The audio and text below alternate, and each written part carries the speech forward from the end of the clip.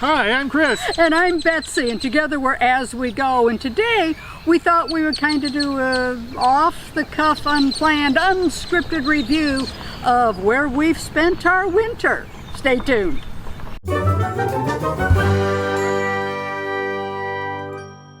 Okay, if you followed us for any amount of time at all, you know that we spend most of our winter down here on the Texas Gulf Coast on the Bolivar Peninsula. It's unincorporated Galveston County, and the park we stay at is called the Bolivar Peninsula RV Park, right? Right, okay. And we picked this park for a variety of reasons. It is our third year here that we're doing this. And what are some of the things you like about it?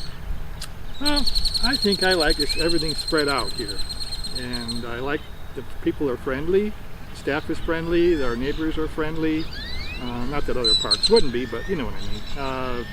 And it's close to the beach. We like the beach here at Bolivar because you can drive on the beach. And it's usually pretty quiet in the winter. Yeah. It's a little busier in the summer or the spring, but that's okay. As we found out this year, thank you COVID-19, keeping us here a full extra month and into the end of May.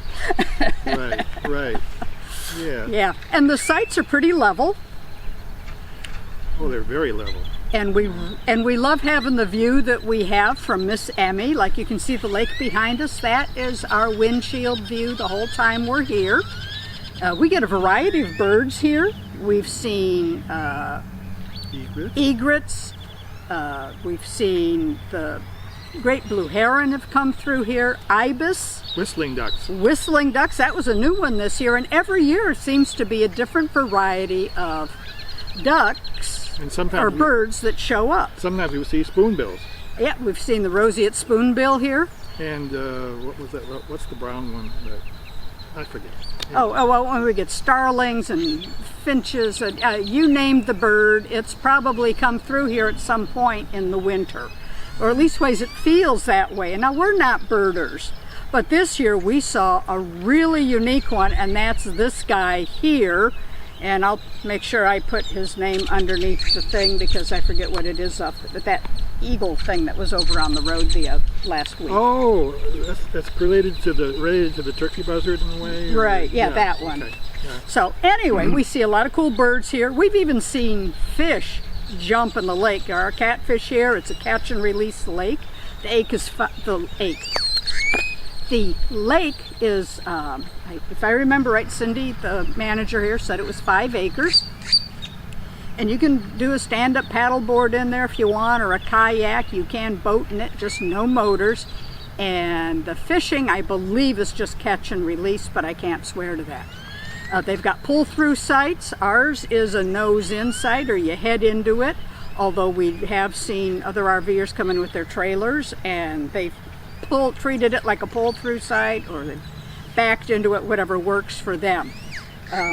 Bugs, half the fun of RVing in the spring. I know, and you can see you can't see it maybe with the camera angle, but you can see the activity, the tug barge activity on the intercoastal waterway. Right. And since we love being around the marine environment, it's kind of fun. And at night, some of the lights on those boats, kind of pretty to see the lights go by. It is really cool. The intracoastal waterway does run just back there a bit.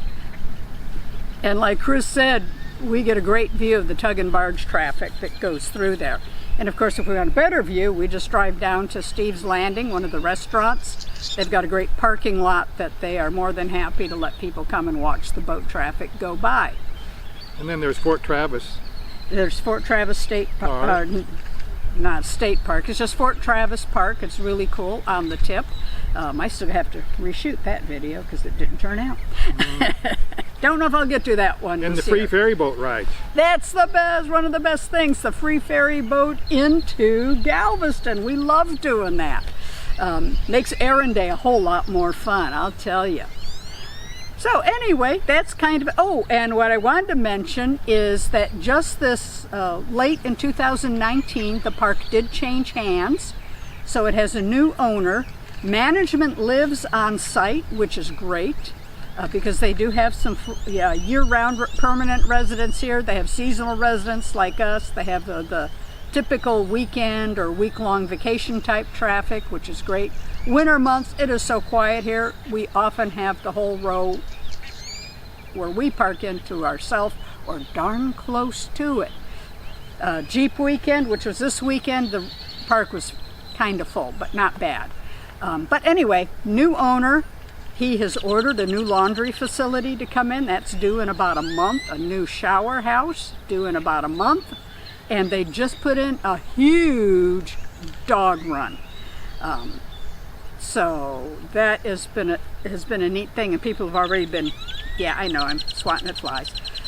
Well, there was one thing I just thought of, and that's the beautiful sunsets here. Oh, and when you come here in the winter, maybe, I think even those are some of the prettiest ones. They still have some real pretty ones in the spring, like we were in the spring.